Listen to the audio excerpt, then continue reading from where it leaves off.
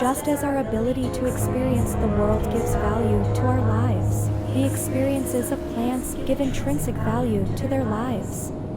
It is our ethical responsibility to respect the inherent value of all life. Throughout history, the continuous harm and exploitation of plants by humans have led to their gradual disappearance and vulnerability. To avoid a disastrous future, we must recognize that the survival of plants is crucial for our own survival. We need a new ethical framework that respects plant life and promotes coexistence. This is the foundation of the sentient being state.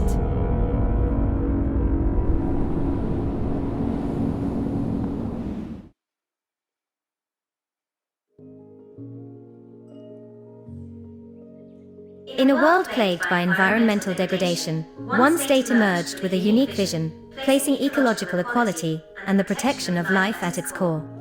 This is the state of sentient beings, a state where the rights of all creatures with the ability to feel and change this world take center stage. As the Earth's ecosystem suffered, nations worldwide started recognizing the significance of biodiversity and took measures to protect the natural environment.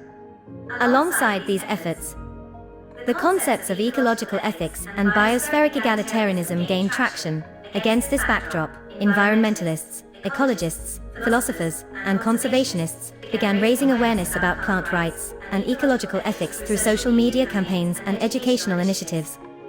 A global movement called Equal Life emerged, advocating for the respect of all sentient beings, including plants. The Sentient Beings Rights Organization was officially established. After a long period of struggle, they finally established an independent autonomous region in 2045. And attempted to achieve the concept of respecting and protecting all sentient biological rights in this region. EcoEye was born, responsible for monitoring the signs of all sentient beings, environmental changes, and reporting pollution. At the same time, JusticeJet and EcoVoice were also born, responsible for safeguarding the rights of all sentient beings and suing and prosecuting those who violate their rights. Justice Force is responsible for implementing the judicial system of the state and maintaining order. One of the autonomous regions obtained an observer seat at the United Nations, participating in international affairs. More countries began to pay attention to and draw inspiration from these regions, as the notion of plant rights became a global topic of discussion. After years of relentless effort, the autonomous region officially formed the state of sentient beings.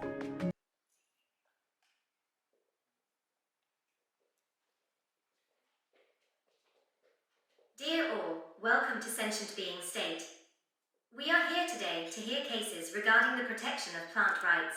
We will judge these cases fairly based on law and facts. Please all parties, jury and audience strictly follow the rules and procedures of the court and maintain the dignity and fairness of the court.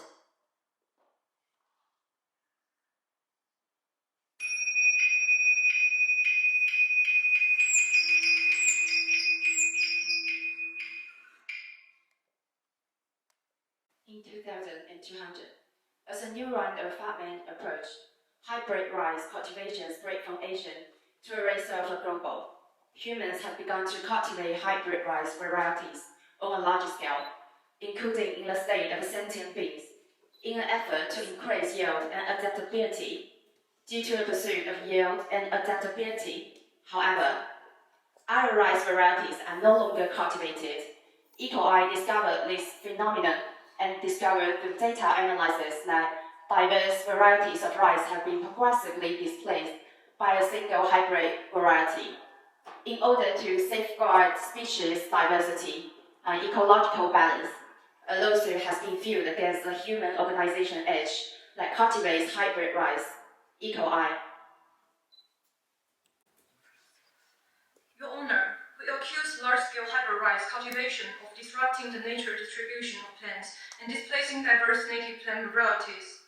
Many native plants progressively lose their living space as a result of the widespread planting of the single variety, threatening the stability of the local ecosystem and the preservation of plant diversity. Protecting the original nature distribution and diversity of plants and limiting the large-scale cultivation of hybrid rice should be priorities. Human Group. Priority should be given to the benefit of hybrid, given that humans are confronting famine.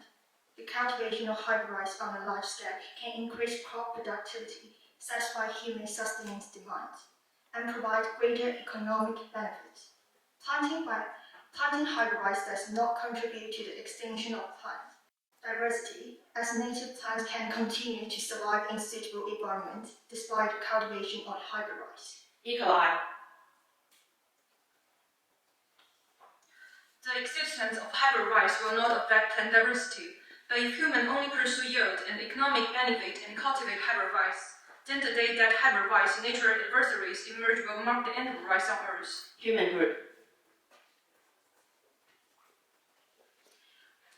We believe the opposing party's comments are a touch overly anxious. Since humans have the ability to enhance hybrid rice, we can continue to improve when natural enemies appear. Furthermore, we are not solely sowing hybrid rice for its yield and economic benefits. Humans are the ones confronting famines and being compelled to adapt in order to survive. It's preposterous for the plaintiff to sue us for something that has not yet occurred. Eco-eye. Plants have personhood, a full of competition and evolution, and nature should not be arbitrarily improved. Its existence and logical are beyond question.